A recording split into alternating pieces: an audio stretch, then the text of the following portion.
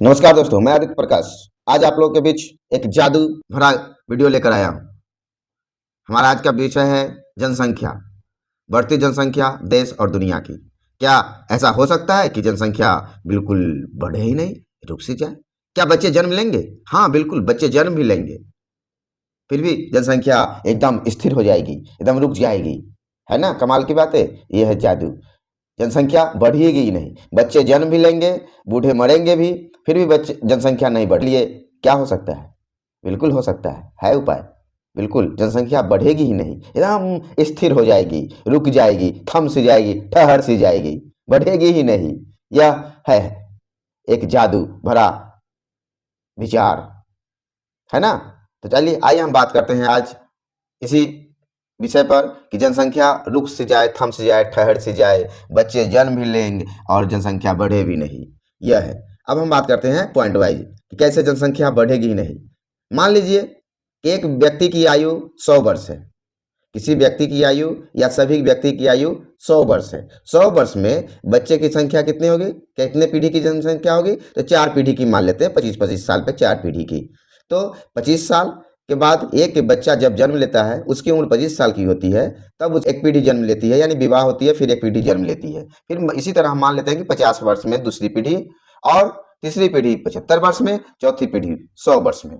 अब आने वाला जो होगा, तो इसमें क्या होगा कि बच्चे सीमित जन्म लेने चाहिए। एक व्यक्ति के या एक कपल के, एक पति पत्नी के सीमित बच्चे होने चाहिए। ऐसा देश ही नहीं, पूरे दुनिया में एक नियम बनाने की जरूरत पड़ेगी, तभी ऐसा संभव है। अब यह कैसे होगा? जैसे एक मान लेते हैं कि एक आदमी के 2 बच्चे हुए, लड़का हो या लड़की, इसमें विभेद नहीं करना है। अगर इसी तरह 2 ही बच्चे सभी लोग के होंगे, तो मान लीजिए जाए कि उन 2 बच्चों के 2-2 बच्चे हैं, तो 2 बच्चे हैं, यानी लड़का होंगे या लड़की होंगे। तो लड़की होंगे तो फिर कहीं ना कहीं एक 2 लड़के होंगे या 2 लड़कियां होंगी, वहां वो चले जाएंगे या उनके साथ उनका विवाह संबंध हो जाएगा। या 2 लड़के हैं तो कहीं ना कहीं से 2 लड़कियां आ जाएगी।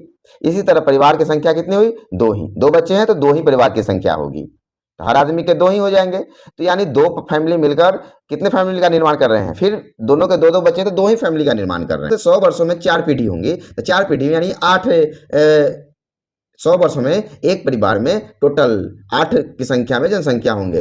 दादा होंगे, बेटा होंगे, पोता होंगे, फिर उनके एक बच्चे, 2 बच्चे होंगे। तो इस तरह से 8। अब हम बात करते हैं कि अगले 25 वर्षों, यानी 100 प्लस 25, 125 वर्षों में जैसे ही अगले पीढ़ी का जब जन्म होगा, तो पुराने 2 पीढ़ी क्या हो जाएंगे? निश्चित है कि हम, जैसा कि हमने कहा कि 100 वर्ष ही रखना है, तो 100 वर्ष के बाद वो 125 वर्ष होते होते जब अगली पीढ़ी जन्म लेगी, तो वो पुराने पीढ़ी जो है वो परलोक सिधार गए होंगे, उनकी मृत्यु हो गई होगी, क्योंकि हमने पहले ही कह दिया कि मनुष्य की आयु एक सीमित है। इस तरह से हम प्रत्येक 100 वर्षों में टोटल 4 पीढ़ी यानी 8 परिवार की संख्या 8, एक परिवार की जनसंख्या 8 के रूप में रखते हैं। तो उतने होने के बाद क्या होगी कि एक 8 होने के बाद फिर 60 से जाएगी। जब हमने कहा कि 2 बच्चे ही जन्म लेंगे, तो आने वाले पीढ़ी के कितने बच्चे हुए? 2, या 2 परिवार हम कह सकते हैं, जहां पर लड़के हैं या लड़कियां हैं। तो वहां पर कितने हो जाएंगे? 2 और 2 4 होंगे। तो लेकिन परिवार का निर्माण कितना हो रहा है? 2 ही। 2 परिवार का निर्माण हो रहा है, लड़के हो या लड़कियां, 2 ही परिवार का निर्माण हो रहा है। तो जैसे ही 2 परिवार का निर्माण होगा, फिर आने वाले पीढ़ी के 2 ही बच्चे होंगे, तो 2 बच्चे फिर होंगे, फिर वो 2 परिवार का निर्माण करेंगे, 2 परिवार मिलकर 2 ही परिवार का निर्माण करेंगे, और तो पुराने वाले 2 परिवार समाप्त भी हो जाएंगे। जैसे मेरे 2 बच्चे हैं, तो फिर मेरे पूर्वज जो 4 पीढ़ी ऊपर के थे, वो पति पत्नी गुजर जाएंगे, और फिर हम 2 बच्चे के जो मेरा जन्म हुआ, वो कितने परिवार का निर्माण कर रहे हैं? 2 परिवार मिलकर 2 ही परिवार का निर्माण कर रहे हैं। इस तरह से जनसंख्या एक ठहर से जाएगी, सिमट से जाएगी, रुक सी जाएगी, और पूरे भारत ही नहीं, पूरे विश्व में जनसंख्या बढ़ेगी ही नहीं। यह है कि हुआ। अब इसके लिए कुछ हम लोगों को अपनाने पड़ेंगे। क्या? तो कुछ है कि विवाह के नियम, विवाह के आयु निर्धारित करने पड़ेंगे, तभी होंगे। जैसे हम मान लेते हैं कि लड़के की शादी 25 वर्ष और लड़की की शादी 23 वर्ष से कम किसी भी कीमत पर नहीं होने चाहिए। और एक परिवार जब निर्माण हो जाएगा, तो उनके फिर कितने बच्चे होंगे? 2 ही बच्चे होंगे। लेकिन इन 2 बच्चों के बीच में भी शादी के प्रथम वर्ष के बाद ही, 2 वर्ष के बाद ही बच्चे जन्म ले, और 2 वर्ष के बाद बच्चे जन्म ले, और फिर दूसरा बच्चा जब जन्म ले, तो दोनों बच्चों के बीच कम से कम 3 से 5 वर्ष का अंतराल होना चाहिए, तभी यह संभव है, अन्यथा नहीं। तो कितने? एक परिवार के 2 ही बच्चे, 25 वर्ष के बाद पहला बच्चा, और दोनों बच्चों के बीच के अंतर 3 से 5 वर्ष होने चाहिए, तभी यह संभव है। अब है कि उत्तम स्वास्थ्य की व्यवस्था करना। यह तब संभव है जब बच्चे उत्तम स्वास्थ्य हो, जीवन प्रत्याशा जिसको हम लोग कहते हैं, जीवन के प्रति आशा, वह निर्धारित हो जाए कि हाँ, बच्चे जो जन्म ले वह किशोरावस्था में या बाल्यावस्था में या प्रसव के समय या जन्म के 6 महीने के बाद तक, जिसको हम लोग जन्म मृत्यु दर कहते हैं, वो उस अवस्था में उसकी मृत्यु ना हो, इसके लिए उत्तम स्वास्थ्य की व्यवस्था होनी चाहिए, तभी यह संभव है। हमारा विज्ञान तरक्की करे, उत्तम की स्वास्थ्य की व्यवस्था हो और तभी चिकित्सा की व्यवस्था हो, तभी यह संभव है कि जीवन की प्रत्याशा जो है वह 100 वर्ष कम से कम एक मनुष्य का होना चाहिए, या कम से कम 70 से 100 वर्ष के बीच हो जाए, ताकि ऐसा हो सके कि वो अपने परिवारों का निर्माण कर सकें। ऐसा नहीं कि 25 वर्ष में हमने परिवार के निर्माण की बात की और बच्चे का जन्म हो और 0 से लेकर 24 वर्ष के बीच में उसकी किसी कारणवश मृत्यु हो जाए, तो यह कैसे, यह मृत्यु नहीं होगी। मृत्यु रुकना चाहिए। मृत्यु रुकने के लिए क्या होना चाहिए? उत्तम स्वास्थ्य और उत्तम चिकित्सा की व्यवस्था होनी चाहिए, तभी यह संभव है। उसके बाद हम लोग क्या करते हैं, इससे क्या होगा, उत्तम स्वास्थ्य और चिकित्सा की जन्म मृत्यु दर में रुक दी जाएगी। जन्म मृत्यु दर हम लोग विकासशील देशों में हम लोग कहते हैं कि जन्म मृत्यु दर को रोकना है, लेकिन विकसित देशों में ऐसा नहीं होता है। जन्म मृत्यु हम, और यह भी है कि जन्म मृत्यु दर अगर नहीं के बराबर है तो हम लोग मान लेते हैं कि विकसित देश है, उस देश में चिकित्सा की अच्छी व्यवस्था है। तो इस तरह से चिकित्सा की व्यवस्था अच्छी करनी होगी और जन्म मृत्यु दर को रोकना होगा। उसके बाद मातृ मृत्यु दर भी चिकित्सा की व्यवस्था होने से रुक जाएगी। जैसे बच्चा जन्म लेने के बाद, बच्चा कमजोर होने के बाद दोनों की कभी कभी मृत्यु हो जाती है, मातृ की मृत्यु हो जाती है, बच्चे अगर जीवित भी रह जाते हैं तो मातृ की मृत्यु हो जाती है या दोनों की मृत्यु हो जाती है। तो ऐसी स्थिति नहीं उत्पन्न होनी चाहिए, क्योंकि स्वास्थ्य बेहतर होना चाहिए। यह तभी संभव है जब बच्चा माँ गर्भवती होती है, उस समय से ही उसका डॉक्टरी चिकित्सा, उत्तम संतुलित आहार, उत्तम भोजन, उत्तम चिकित्सा की व्यवस्था होनी चाहिए, तभी यह संभव है, अन्यथा नहीं। आर्थिक स्थिति भी समृद्ध होना चाहिए। प्रत्येक के लोगों की आर्थिक स्थिति इतनी अच्छी होनी चाहिए, सुदृढ़ होनी चाहिए, मजबूत होनी चाहिए, ताकि वह अपना जीवन बसर और बुनियादी आवश्यकताओं जितनी है, जैसे वस्त्र, आवास, भोजन, स्वास्थ्य, चिकित्सा, इन सभी चीज़ों का वह उत्तम प्रबंध कर सके, इतनी उसकी आर्थिक आमदनी होनी चाहिए, आर्थिक स्थिति होनी चाहिए। उसके बाद अब क्या है कि विज्ञान की भी तरक्की होनी चाहिए, क्योंकि जितने भी जनसंख्या हमारे लिए है उसके लिए भोजन का उपलब्ध कराना, तो या कृषि के क्षेत्र में विकास हो, या आधारभूत संरचना के क्षेत्र में विकास हो, या स्वास्थ्य के क्षेत्र में विकास हो, इन सभी क्षेत्रों में विज्ञान तत्पर विकास करे और एक सुरक्षित संतुलित जीवन मनुष्य को दे सके, तभी यह संभव है।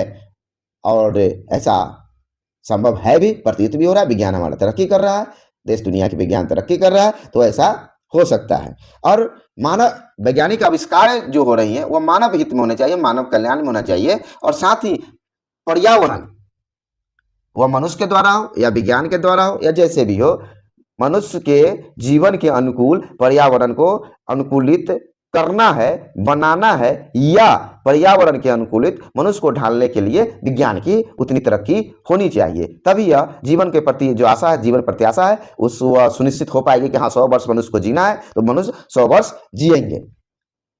लैंगिक विविधता, लड़के हों, स्त्री हों या पुरुष हों, इनमें किसी भी रूप में, किसी भी स्तर पर, किसी भी रूप में पुरुषों के समान ही महिलाओं को समानता हम देंगे, तभी यह संभव हो पाएगा, अन्यथा नहीं हो पाएगा।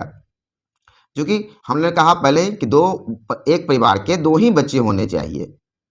तो हो सकता है ऐसा कि किसी परिवार में 2 लड़कियां ही हो जाए, किसी परिवार में 2 लड़के ही हो जाए।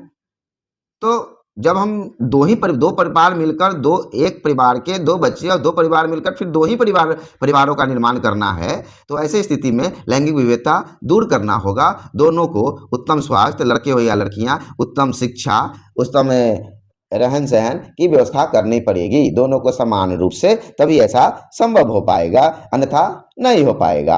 अब हम बात कर लेते हैं कि जब इतनी बातें हो गई हैं तो निश्चित रूप से हमारा जनसंख्या एक 4 पीढ़ी के बाद 8 जनसंख्या, एक परिवार में 8 जनसंख्या के बाद कभी भी जनसंख्या बढ़ेगी नहीं। आने वाली नई पीढ़ी 2 जन्म लेंगे, 8 जब परिवार की जनसंख्या हो गई तो पूरा आने वाले 2 पीढ़ी पर लोग सिधार जाएंगे, यानी उनकी मृत्यु, कहने का मतलब है कि उनकी मृत्यु हो जाएगी। तो इस प्रकार से जनसंख्या परिवार में बढ़ेगी नहीं। तो परिवार में जनसंख्या नहीं बढ़ेगी तो जनसंख्या एक नियत सी हो जाएगी, एक ठहर सी जाएगी, स्थिर हो जाएगी। इसको हम लोग जनसंख्या का स्थिर अंक हो जाना, यानी एक निश्चित अंक पर सिमट सी जाएगी। ऐसा भी हो सकता है कि जनसंख्या बढ़ेगी नहीं बल्कि संतुलित हो जाएगी। और कभी कभी ऐसा भी हो सकता है कि किसी 10 वर्ष में अगर हम जनगणना करते हैं जनसंख्या का, तो कभी ऐसा होगा कि 1% कम जाएगा, तो कभी होगा कि 1% बढ़ने की बात ही नहीं रहेगी, 1% कम जाने की बात हो सकती है, लेकिन जनसंख्या बढ़ने की बात हो ही नहीं सकती है। क्योंकि हम कितना भी मान लें कि 100 वर्ष है या 110 वर्ष अगर हम मान लेते हैं कि मनुष्य की आयु है,